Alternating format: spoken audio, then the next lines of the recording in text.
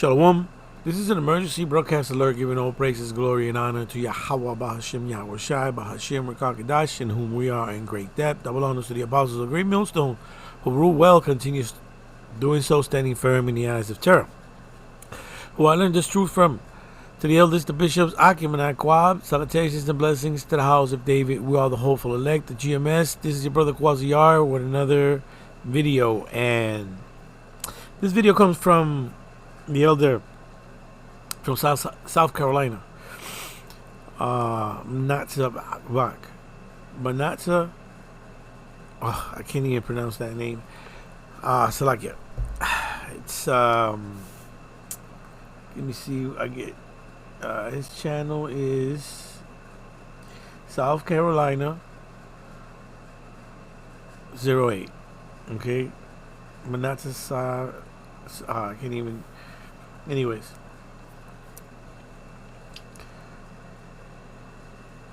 the thing is this: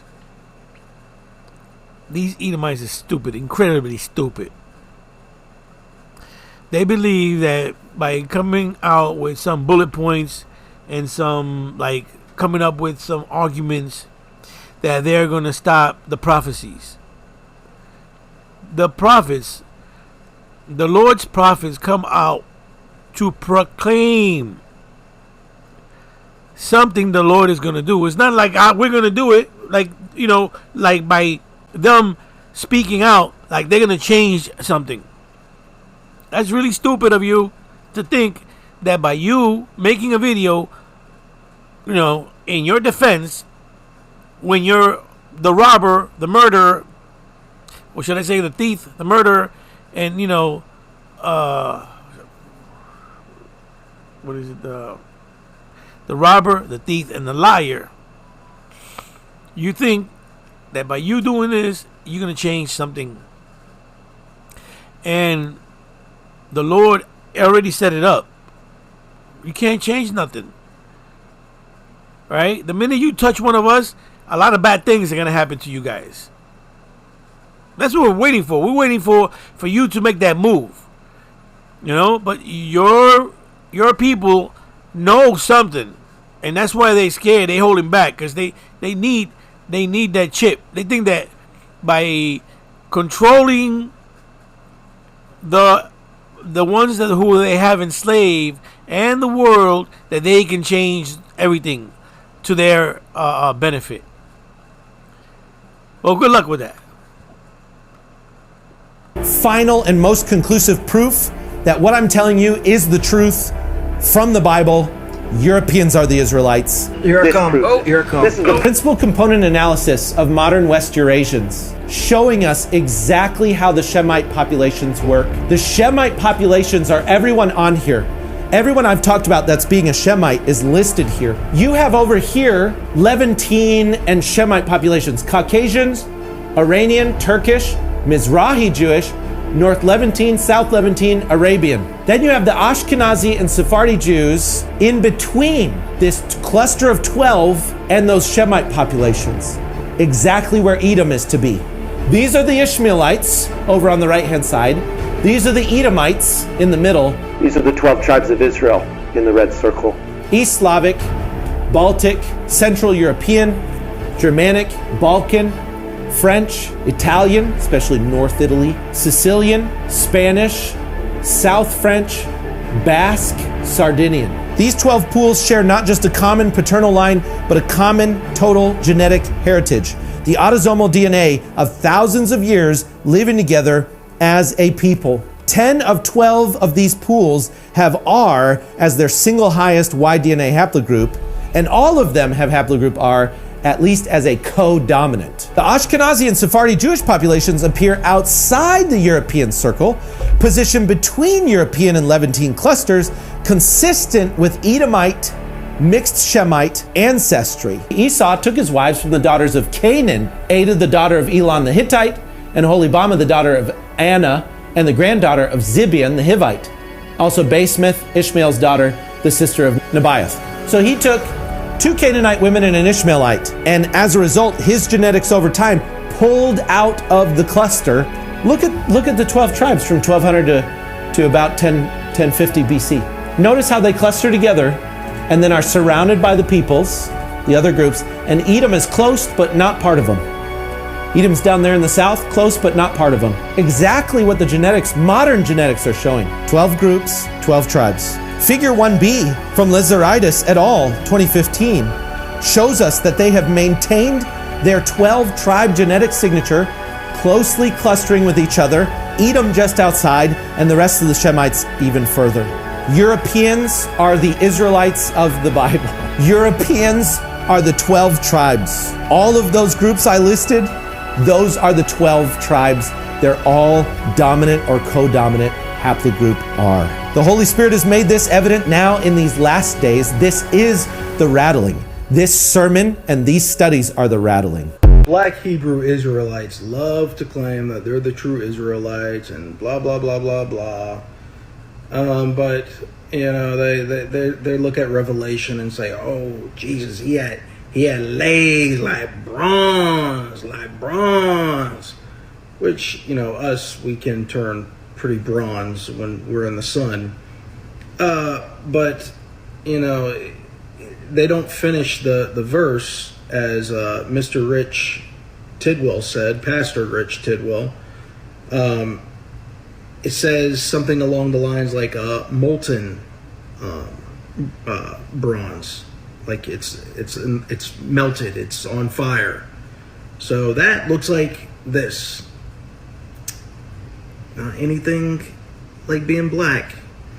And then they say, oh, well, Jesus, his hair was like wool and shit. So, you know, our hair, our pube hair, you know, it be like wool and shit. But, you know, they don't complete that either, because it says white like wool and a head white. So his head was white as well. His face was white. And then you got, you know, the Bible describing Solomon and his wife and David and so on, and they're described as being white like milk, the women white like snow, King Solomon having a white stomach like ivory, and him and his wife being white like alabaster, and their eyes being blue because it's like a river or a pool. David described as ruddy, you know, red, ruddy. Adam, the name Adam means ruddy, you know, so it means to blush, and we're the ones that blush. So, you know, you don't got much Black Hebrew Israelites. And then you got this. No, you flush. You don't brush. This hollow group of 12 people. Flush. You don't. The Europeans, the 12 tribes. Oh man, wait. Yeah, you don't. You don't blush. You flush. That's what it is. Also says where the Israelites went to, and we went to Europe. So, you know, there's a lot of evidence showing that it's us. If you can see in that group, the Ashkenazis, they are outside of that group. So it's not them. So it's us. Sorry, Black Hebrew Israelites, but the only evidence that we have for Jesus being black is that he's God, and, you know, we're his children. Oh, man. And he went away. He went away. And we're his children, and we've been waiting 2,000 years for him to come back. So, yeah, that's the only evidence we have for him being black. Hey, black men. So I duetted a video the other day, and I'm going to expand on that. This creator was talking about how she believes that there is something that the government doesn't want us to know. Maybe the government, maybe like the rich 1%ers, the people in power, that hold all the power, don't want us to know about black people and something that is extremely special, extremely superhuman that you all have. I 100% agree. And I actually made a video about it after I saw Sinners, because I saw that movie, and it's something that I've been thinking of for many, many, many, many years. But Sinners just brought it more to my attention, how unique you are, how vibrant you are, how under stress, under duress, under the kind of stress that most people can't even manage to think about, much less live through. You guys not only live through, but you succeed, you excel, you thrive. And there's something I think that you have in your genetic makeup, not just your melanin. I mean, maybe it has something to do with melanin, but there's something else inside of you that makes you so unique, so special, so smart, so talented, so funny. Like, I can go on and on and on. And Yeah, and when the owner of what we have inside comes to collect, there's nothing you can do to stop it. There's nothing you can do or say that can stop it. So no matter, this is what I'm saying, you guys are stupid. You know, that your race, your Edomite race, you guys are stupid. Sincerely, yeah, really. You guys are really stupid. I think there's no way that racism, all the horrible things that happen and happened and still happen because of racism, is just because of the color of your skin. There's no way. All praise to Yahweh, Bahashem, Yahushai, Bahashem, Rakakwadash. Double honor to the apostles and elders of GMS. Shalom to the holy elect. This video is entitled Rich Tidwell and White Supremacy. The Israelites are still in captivity, you devils. The Israelites are still in captivity, you devils.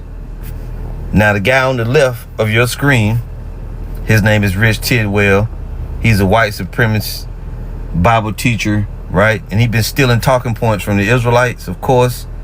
He's been watching our videos and taking little pieces of what he wanted to use and try to, now he's going into the whole thing. And I don't know how long ago he's been doing this, but these videos just surfaced recently. He's trying to, do what they've always done. Say that the Israelites are so-called white people while going against all these prophecies about the Israelites. Now, one of the main ones being that the Israelites are still in captivity. They're just not some people that are living together in a damn cluster of nations, dwelling among each other like in harmony like they was in the Holy Land. Hell no. No, that's not even prophetic. And all this made-up haplogroup nonsense. You said in the previous video, which I saw, that I didn't include in this, you said in the previous video that these people admitted that they don't have DNA from the Israelites from back then. So how the hell could you possibly know, based upon a damn haplogroup this and a haplogroup that, about DNA? And not only that, what about worshiping? And what about you teaching the world to behave righteously? And why is there so much poison in the air? And why is so many plants dying? And the earth is in turmoil. And why is we're still in war? If you're the Israelites, I mean, there's got to be some kind of proof that can prove it. Talk is cheap. Shemitic peoples and the genetic clusters and all of this, none of that shit is scriptural. You just talking shit. Now, I did a video against this dude last night. It was kind of late when I did it. Here's a video here. Right to the left. Rich Tidwell. Europeans are Edomites, not Israelites. Hashtag Celto-Saxon doctrine. Okay? And I went all into it over an hour long. Right? Going into this dude's wackiness. To his madness. So I went into the video and I went into some of his doctrine. Now, the Jewish rabbi in the middle, they call white America, or he called America in the Western world, Edomites. Rich Tidwell calls the Jewish people Edomites. But all of you work together in cahoots. You're brothers. Okay? All of you are Edomites together. But you should go and check that video out if you haven't seen it. 1 hour, 1 minute, and 20 seconds long. Okay? Full of different stuff. Right? Even shows some history from the Dark Ages, like I'm going to do in this video. Now, the reason I said Rich Tidwell, we know he's stealing talking points from the Israelites. I meant to show this last night in the video, but I failed to show this. Okay, so as I was going into last night, I meant to show this. screenshot from one of his lessons. It says, Rich Tidwell, the 12 lost tribes of Israel have been found. The Ashkenazi are not among them.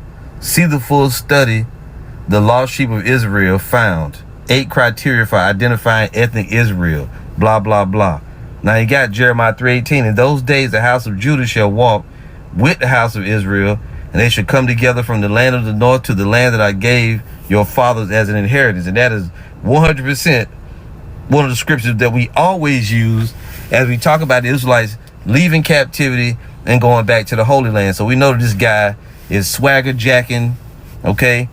He's ear hustling. He's watching our videos and trying to steal certain talking points and apply them to those people and to his people, the so-called white man, the white so-called white nations. But you ain't gonna get away with it this time, Tidwell. You was going off 100%, okay? And that white supremacy shit ain't gonna save y'all.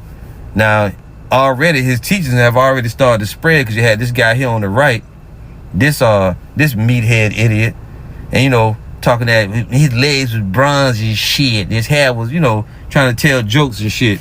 It's all good. He said the only evidence we got that Jesus was black is that it's been 2,000 years and he left his kids. Okay, very funny, right? But what you devils don't realize that the Israelites are still in captivity, and Tidwell completely butchered the book of Song of Solomon with his descriptions, okay? He's an idiot. He don't understand the scriptures at all. Anyway, what I wanted to ask is, why don't you people ever mention the Dark Ages? I mentioned that in the video last night. You're so crazy about Europe, talking about Europe and the Israelites being there. Why don't you ever mention the Dark Ages? You see, this is what you devils have left out. See, this is how we know you covered the faces of the judges. So here's a book, Nature Knows No Color Line by J.A. Rogers, right? Now, when you go to that book, and I went into it in that video I did last night, but I'm going to mention it here. You see here at the table of contents, Roman numeral 3, it says Negroes in ancient Europe and Greece.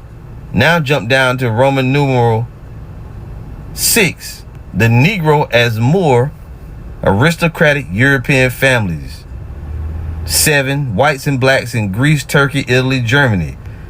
Roman numeral 8, Negro ancestry in the French, Negro ancestry in the Anglo-Saxons, Negro ancestry in white America. See, so we was all over the world, and during the time of the Dark Ages, Israelites who were called Moors ruled Europe.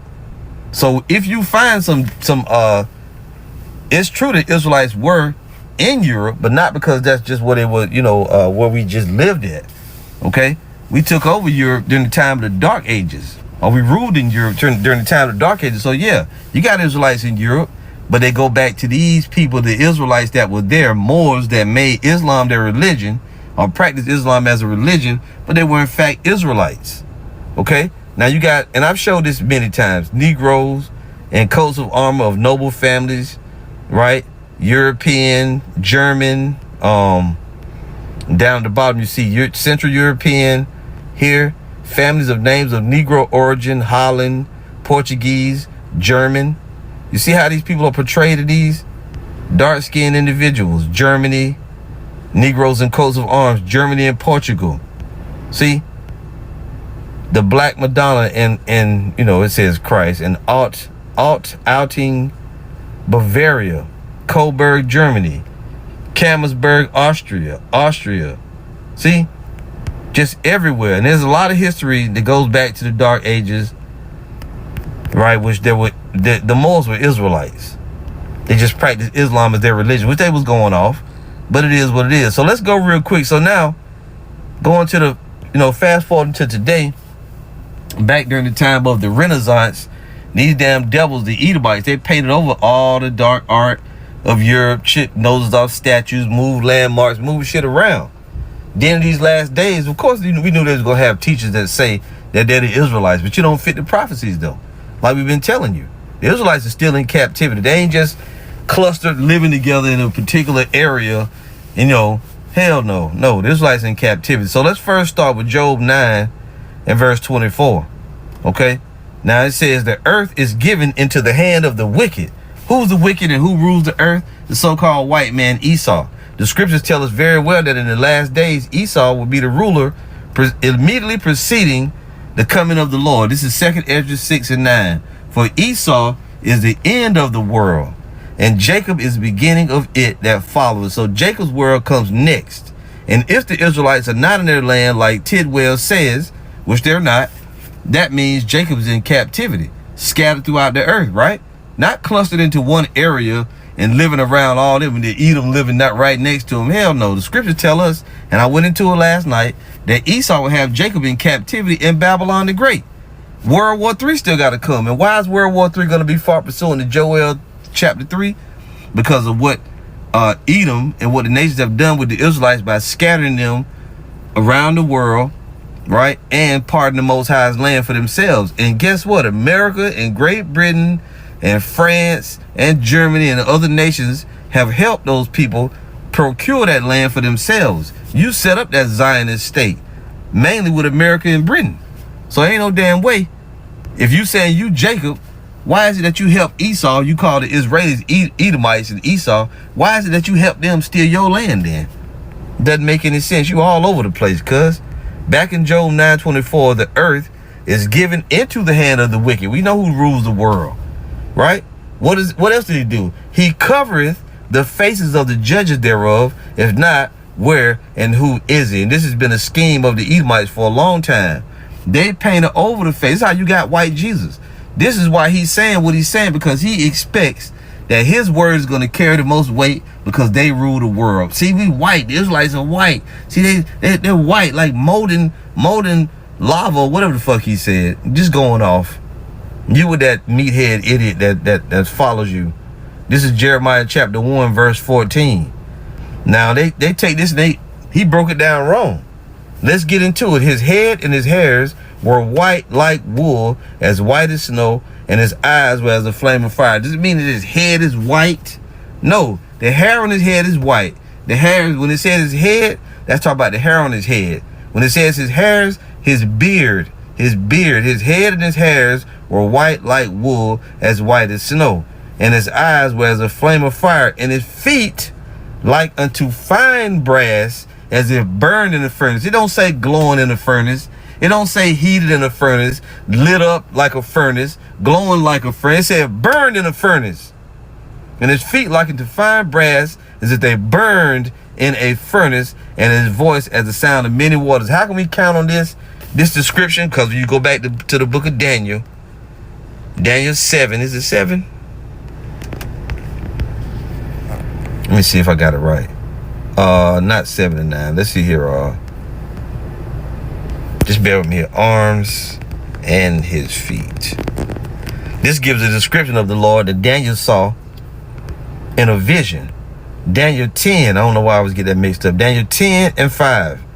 Then I lifted up mine eyes and looked, and behold, a certain man clothed in linen, whose loins were girded with fine gold of Uphaz. His body also was like the beryl, meaning what? He had on a garment that was the color of beryl, meaning green. And his face has the appearance of lightning, and his eyes as lamps of fire, and his arms and his feet like in color to polished brass.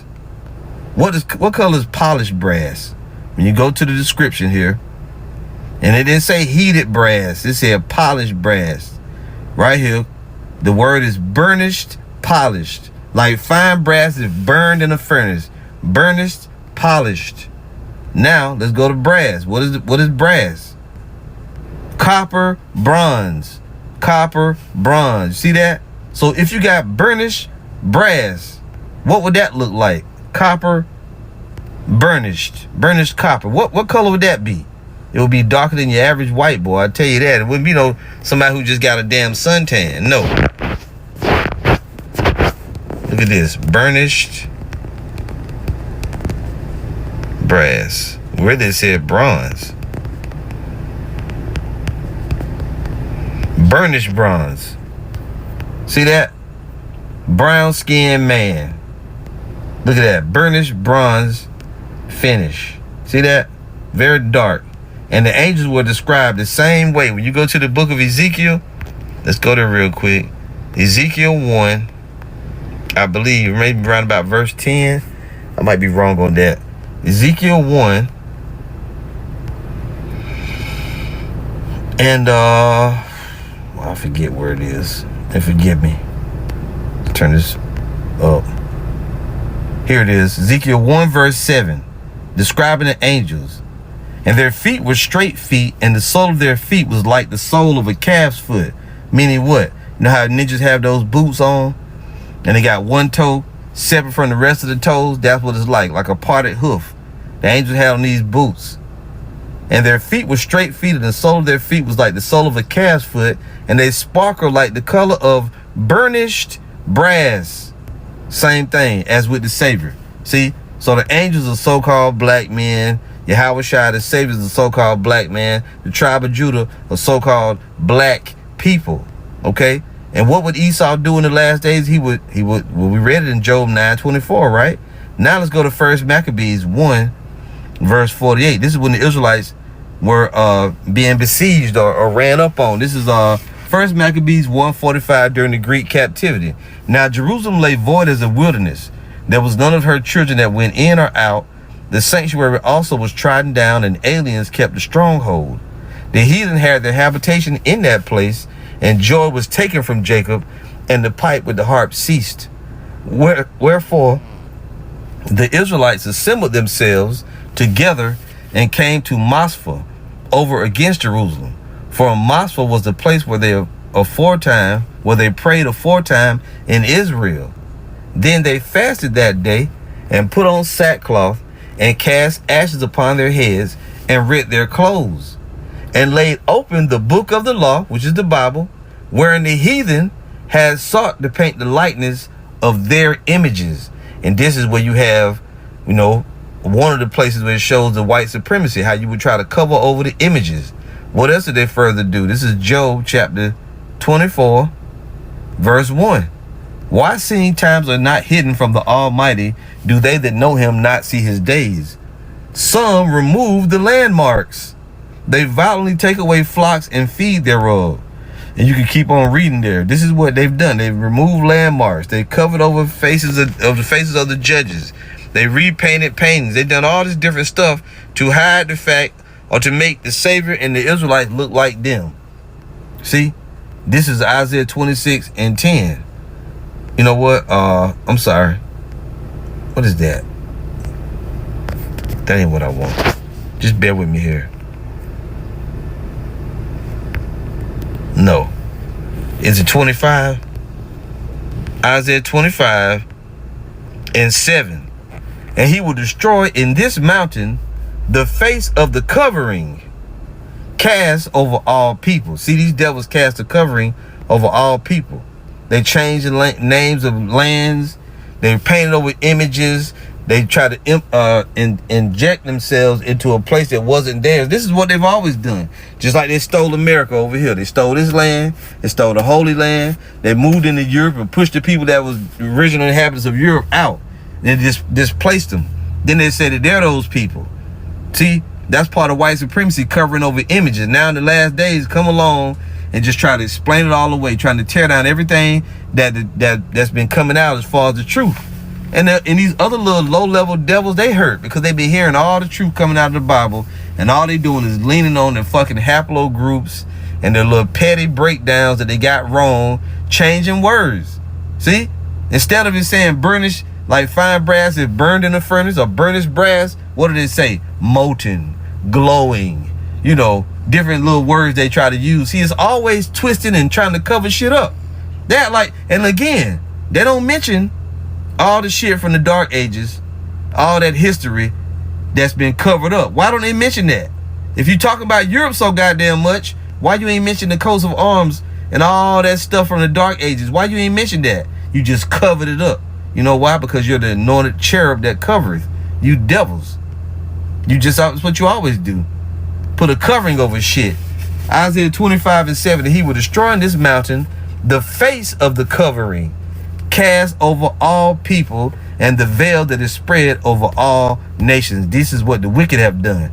They cast a covering over the people. Now, we're going to move on from there, and let's show you that the Israelites are still in captivity. See, you trying to explain about this haplo group and all this other shit as if, let me show you this little shit that he put up. This shit right here.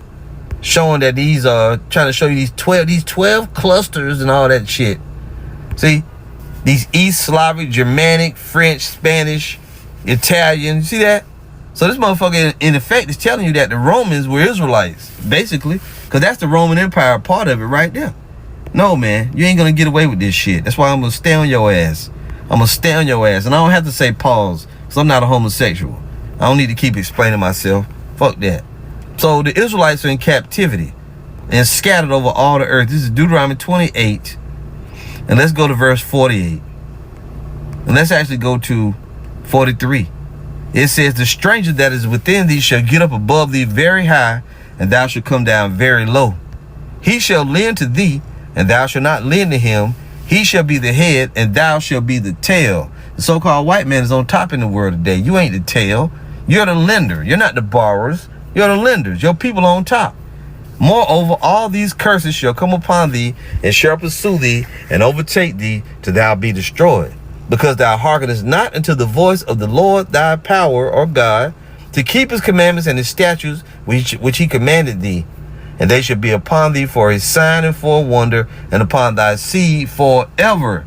So the Israelites are under the curses, okay? And one of the curses is captivity, slavery. This is Deuteronomy 28:48. Therefore shalt thou serve thine enemies, which the Lord shall send against thee, in hunger and in thirst, and in nakedness, and in want of all things, and he shall put a yoke of iron upon thy neck until he have destroyed thee. You see that? Now, Tidwell mentioned last night in the video that I did, he mentioned that the Israelites would forget they're Israelites, right? But why? Jeremiah 17:4, and thou, even thyself, shall discontinue from thine heritage that I gave thee, and I will cause thee to serve thine enemies in the land which thou knowest not, for you have kindled a fire in mine anger which shall burn forever. That goes right with what's written in Deuteronomy 28 and 48. Captivity, right? Now, we should be able to see, well, first, let's prove that the Israelites are definitely under the curses. And Rich Tidwell, you would have to agree, because you said that the Israelites, you put up Jeremiah 3:18. Let's go up there and find it. You put up Jeremiah 3:18, which means it says that in those days, the house of Judah shall walk with the house of Israel, and they shall come together out of the land of the north to the land that I gave to your fathers as an inheritance, meaning that they're not in the land currently. So why are they not in the land? What said they weren't going to be in the land? The curses. They've been scattered. That's in Deuteronomy 28:64. Let's go back. Did I close it already? That's okay. Deuteronomy 28 verse 64. Listen. It says, and the Lord shall scatter thee among all people from the one end of the earth even unto the other. And there thou shalt serve other gods. Wait a minute. Why would the Israelites be serving other gods? Because the prophecy from Jeremiah 17 said what? That they would serve their enemies in a land that they didn't know, and they would worship other gods. You see? Or they would go into a land that was not theirs. That's why they're worshiping those other gods, because of the exile. And they're under their oppressors' gods. And there thou shalt serve other gods, which neither thou nor thy fathers have known, even wood and stone. You see that? So the scattering is there. Now, let's get proof that we're under the curses. Daniel 9:11. Yeah, all Israel have transgressed thy law, even by departing, that they might not obey thy voice. Therefore the curse is poured upon us, and the oath that is written in the law of Moses, the servant of the Most High, because we have sinned against him. If you read that in the NLT, what does it say? All Israel disobeyed your instruction and turned away, refusing to listen to your voice. So now the solemn curses and judgments written in the law of Moses, the servant of the Most High, have been poured down on us because of our sin. Verse 12, and he hath confirmed his words, which he spake against us and against our judges that judged us, by bringing upon us a great evil. For under the whole heaven hath not been done as hath been done upon Jerusalem. As it is written in the law of Moses, all this evil is come upon us, yet made we not our prayer before the Lord our power, that we might turn from our iniquities and understand thy truth. So the Lord told you plainly that nothing this bad has happened to any people has happened to the Israelites. And we know that the transatlantic slave trade is the worst atrocity that's happened to any people. So bad to the point where your sorry ass America and them Israelis in Argentina didn't want to vote in that resolution in the UN that it was the worst thing that happened to any people. But because you're embarrassed about it. Really because you're devils is why you didn't want to admit it. But all the world agrees that it is. And the only reason you didn't admit it, you in Israel, the people you're trying to blame in Argentina, is because y'all conspired together to steal the land, and you didn't want to vote on that being the top nation, that awareness will go out over the earth. But it's too late. It's too late. Much too late. Let's show you now Israel leaving captivity, going home. Jeremiah 30 and verse 7. Alas, for that day is great, so that none is like it. It is even the time of Jacob's trouble, but he shall be saved out of it. Jacob's trouble is going to come, but the elect is going to be saved out of it. For it shall come to pass in that day, saith the Lord of hosts, that I will break his yoke from off thy neck, and will burst thy bonds, and strangers shall no more serve themselves with him. Right, the Lord going to break us out of captivity. But they shall serve the Lord their God, and David their king, whom I will raise up unto them. Therefore fear thou not, O my servant Jacob, said the Lord, neither be dismayed, O Israel. For lo, I will save thee from afar, and thy seed from the land of their captivity. And Jacob shall return, and shall be in rest, and be quiet, and none shall make him afraid. Ooh, that's a major cut. From the land of their captivity. Isaiah 14 and 1. For the Lord will have mercy on Jacob, and will yet choose Israel, and set them in their own land. And the strangers shall be joined with them, and they shall cleave to the house of Jacob. Who are the strangers? The Gentiles, the Israelite foreigners. See? And the people shall take them and bring them to their place. The Israelites going to take the other nations, and we're going to take them to our land. And the house of Israel shall possess them in the land of the Lord for servants and handmaids. And they shall take them captives, whose captives they were. And they shall rule over their oppressors. Rich Tidwell, when have white people been the oppressed and been in the land of their captivity? Especially now. The Israelites are still in captivity, even to now, you devils. What about you on the right hand there, meathead, with all your damn jokes? That ain't even funny. And then you went and got in the sun a little bit to try to get a little brown so you can make that video. And your ass still red underneath that. Damn liars. And they shall take them captives, whose captives they were, and they shall rule over their oppressors. And it shall come to pass in that day that the Lord shall give thee rest from thy sorrow, and from thy fear, and from the hard bondage wherein thou was made to serve. Ooh, through. So the Israelites leave captivity, and they get taken back to the Holy Land. This is Baruch chapter 2, verse 29. If you will not hear my voice, surely this very great multitude shall be turned into a small number among the nations, where I will scatter them.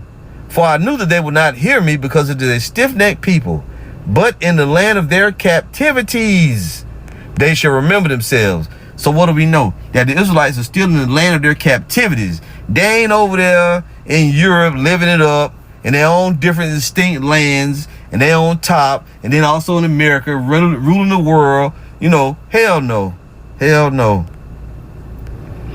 And shall know that I am the Lord their power, for I give them an heart and ears to hear.